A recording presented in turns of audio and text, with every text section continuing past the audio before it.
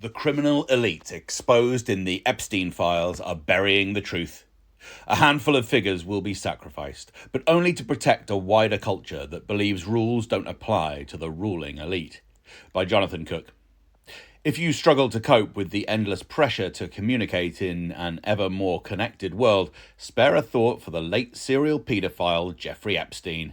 The flood of 3 million documents released by the US Department of Justice over the weekend confirmed that Epstein spent an inordinate amount of time corresponding with the huge network of powerful acquaintances he had developed. Emailing alone looks to have been almost a full-time job for him, and in a real sense it was. The personal attention he devoted to billionaires, royalty, political leaders, statesmen, celebrities, academics, and media elites was how he kept himself at the heart of this vast network of power.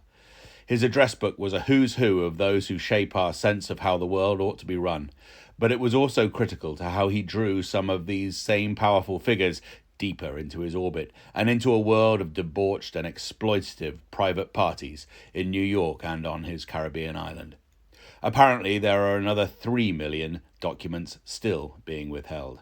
Their contents, we must presume, are even more damning to the global elite cultivated by Epstein. The more documents that come to light, the more a picture emerges of how Epstein was shielded from the consequences of his own depravity by this network of allies who either indulged his crimes or actively participated in them. Epstein's modus operandi looks suspiciously like that of a gangland boss who requires initiates to take part in a hit before they become fully fledged members of the mob. Complicity is the safest way to guarantee a conspiracy of silence. It is not just that the late paedophile financier was for decades hiding in plain sight. His network of friends and acquaintances were hiding with him, all assuming they were untouchable. His abuse of young women and girls was not just a personal crime. After all, for whom were he and his procurer-in-chief, Ghislaine Maxwell, doing all this sex trafficking?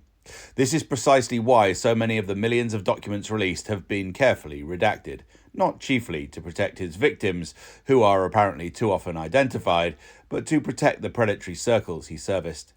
What is notable about the latest tranche of Epstein files is how suggestive they are of a worldview associated with conspiracy theorists.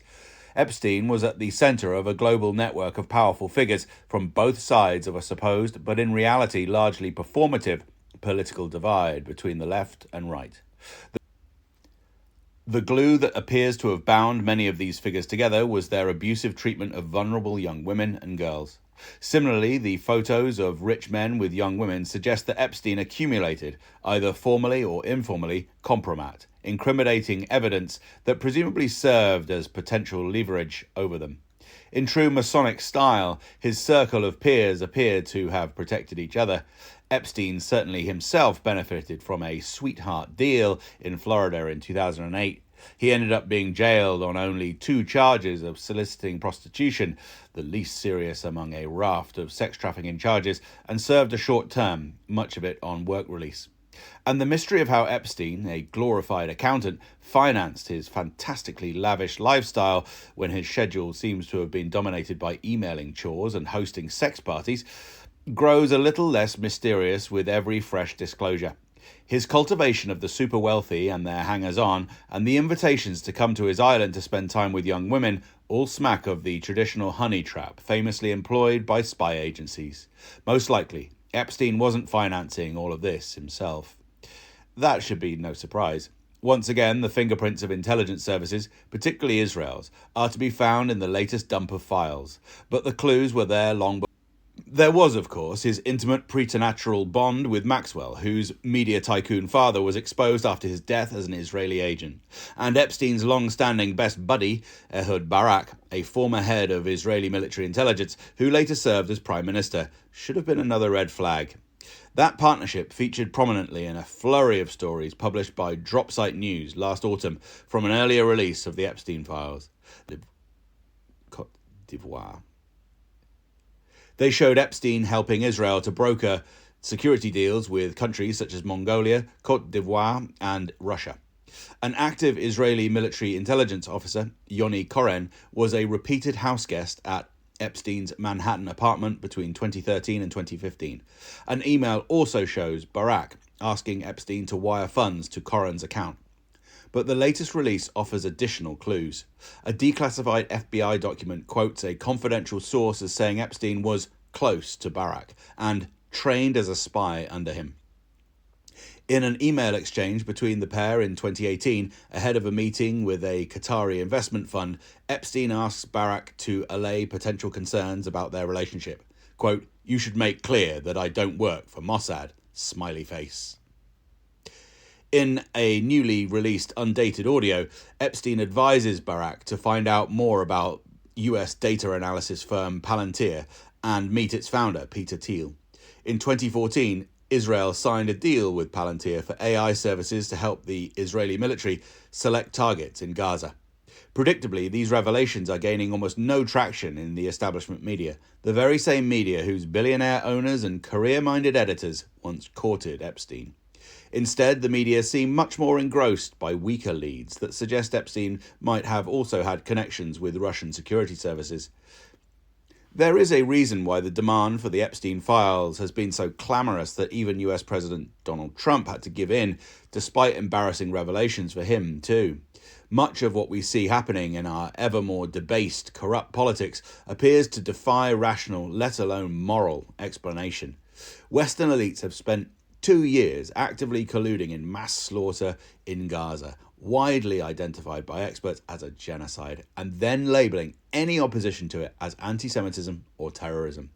Those same elites twiddle their thumbs as the planet burns, refusing to give up their enriching addiction to fossil fuels, even as survey after survey shows global temperatures relentlessly climbing to the point where climate breakdown is inevitable. A series of reckless, illegal Western wars of aggression in the Middle East, as well as NATO's long-term goading of Russia into invading Ukraine, have not only destabilized the world, but risk provoking nuclear conflagration. And despite expert warnings, artificial intelligence is being rushed out with apparently barely a thought given to the unpredictable and likely massive costs to our societies, to the job market, to upending our ability to assess truth. The Epstein files proffer an answer. What feels like a conspiracy, they suggest, is indeed a conspiracy, one driven by greed. What was always staring us in the face might actually be correct. There is a steep entry price for being accepted into the West's tiny power elite, and it involves putting to one side any sense of morality.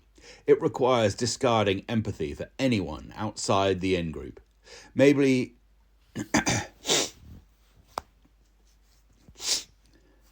Maybe a soulless, flesh-eating elite in charge of our societies is less of a caricature than it appears.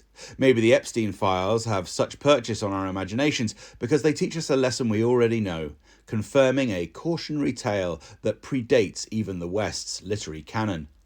More than 400 years ago, English writer Christopher Marlowe, a contemporary of William Shakespeare, drew on German folk stories to write his play Dr. Faustus, about a scholar who, through the intermediary Mephistopheles, agrees to sell his soul to the devil in return for magical powers. Faust.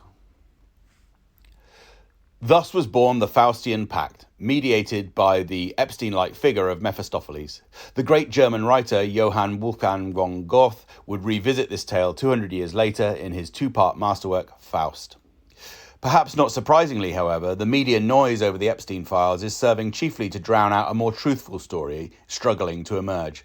The same elite that once prized Epstein as its ringmaster is now trying to draw our attention away from its complicity in his crimes, to direct it to a few select individuals, notably in the UK, Andrew Mountbatten-Windsor and Peter Mandelson. The pair hardly count as sacrificial lambs, nonetheless they serve the same purpose, to satiate the growing public appetite for retribution. Meanwhile, the rest of his circle either deny the well-established evidence of their friendships with Epstein, or, if cornered, hastily apologise for a brief lapse in judgment before scurrying for cover. This is a false reckoning. The Epstein files don't just show us the dark choices of a few powerful individuals. More significantly, they highlight the degenerate logic of the power structures behind these individuals. The powerful figures who took Epstein's Lolita Express to his island, who got massages from young trafficked women. The powerful figures who took Epstein's Lolita Express to his island, who got massages from young, trafficked women and girls, and who casually joked about the abuse these youngsters suffered, are the very same people who quietly helped Israel commit mass slaughter in Gaza, and in some cases noisily defended its right to do so. Are we surprised that those who raised not a whisper of opposition to the murder and maiming of tens of thousands of Palestinian children and the starvation of hundreds of thousands more were also those who connived in rituals of abuse against children or condoned such rituals far closer to home? These are the people who required anyone hoping to raise their voice in defense of Gaza's children to spend their time instead condemning Hamas. These are the people who sought at every turn to discredit the mounting death toll of children by attributing it to Gaza's Hamas-run health ministry. These are the people who denied Israel's targeting of hospitals needed to treat Gaza's wounded and sick children and ignored Israel's mass starvation of the entire population. And these are the people now pretending that Israel's continuing murder and torture of Gaza's children amounts to a peace plan. Set aside his paedophilia for a moment, Epstein was the ultimate personification of the twin corrupting ideologies of neoliberalism and Zionism, which dominate Western societies. That is reason enough why he excelled for so long in their upper reaches. The ultimate destinations of those ideologies were always going to lead to a genocide in Gaza, and in the years or decades ahead, unless stopped, to a planet-wide nuclear holocaust or climate collapse. Epstein could serve as a salutary warning of what is so deeply amiss with the West's political and financial culture. But the wake-up call he represents is now being smothered in his absence as much as it was in his lifetime. Neoliberalism is the pursuit of money and power for its own sake, divorced from any higher purpose or social good. Over the last half-century, Western societies have been encouraged to venerate the billionaire, soon-to-be trillionaire, class as the ultimate signifier of economic growth and progress, rather than the ultimate marker of a system that has rotted from within. Predictably, the super-rich and their hangers-on have been drawn to the advocates of long-termism, a movement that justifies the world's current gross inequalities and injustices and is resigned to a coming climate and environmental apocalypse as the world's resources are used up. Long-termism argues that humanity's salvation lies not with reorganizing our societies politically and economically in the here and now, but with intensifying those inequalities to achieve longer-term success via a class of Nietzschean Übermensch, or superior beings. A tiny financial elite needs absolute freedom to amass more wealth in search of the solutions, via tech innovations, of course, to overcome the difficulties of surviving on our fragile planet. The rest of us are an impediment to the super-rich's ability to steer a course to safety. Ordinary men, women and children must be left on the sinking ship, while the billionaires requisition the lifeboats. In the words of one of the long-termism's gurus, Nick Bostrom, an Oxford University philosopher, what lies ahead is, quote, a giant massacre for man, a small misstep for mankind. To borrow a term from video gaming, members of the neoliberal elite view the rest of us as non-player characters, or NPCs, the filler characters generated in a game to serve as the background for the actual players. Seen in this larger frame, what does it matter if children suffer either in Gaza or in the mansions of a billionaire? If this sounds a lot like traditional white man's burden colonialism, updated for a supposedly post-colonial era, that's because it is. This helps to explain why neoliberalism pairs so comfortably with another depraved colonial ideology, Zionism. Zionism gained ever more legitimacy in the aftermath of the Second World War, even as it brashly preserved through the post-war era the depraved logic of the very European ethnic nationalisms that had earlier culminated in Nazism. Israel, Zionism's bastard child, not only mirrored Aryan supremacy, but made its own version, Jewish supremacy, respectable. Zionism, like other ugly ethnic nationalisms, demands tribal unity against the other, values militarism above all else, and constantly seeks territorial expansion, or Lebensraum. Is it any surprise that it was Israel that, over many decades, reversed the advances of an international legal system set up precisely to prevent a return to the horrors of the Second World War? Is it any surprise that it was Israel that carried out a genocide in full view of the world, and that the West not only failed to stop it, but actively colluded in the mass slaughter? Is it any surprise that as Israel has found it harder to conceal the criminal nature of its enterprise, the West has grown more repressive, more authoritarian in crushing opposition to its project? Is it any surprise that the weapon systems, surveillance innovations, and population control mechanics that Israel developed and refined for use against Palestinians make it such a prized ally for a Western billionaire class looking to use the same technological innovations at home? That is why the Home Secretary of a UK government that threw its weight behind the genocide in Gaza and defined opposition to it as terrorism now wants to revive the 18th century idea of the panopticon prison, an all-seeing form of incarceration, but in an AI version. In Shabana Mahmood's words, her panopticon would ensure that, quote, the eyes of the state can be on you at all times. Nearly 2 decades ago, it became clear that Jeffrey Epstein was a predator. In recent years, it has become impossible to maintain the idea that he was a moral outlier. He distilled and channeled, through depraved forms of sexual gratification, a wider corrupt culture that believes rules don't apply to special people, to the chosen, to the Übermensch. A handful of his most disposable allies will now be sacrificed to satisfy our hunger for accountability. But don't be fooled, the Epstein culture is still going strong.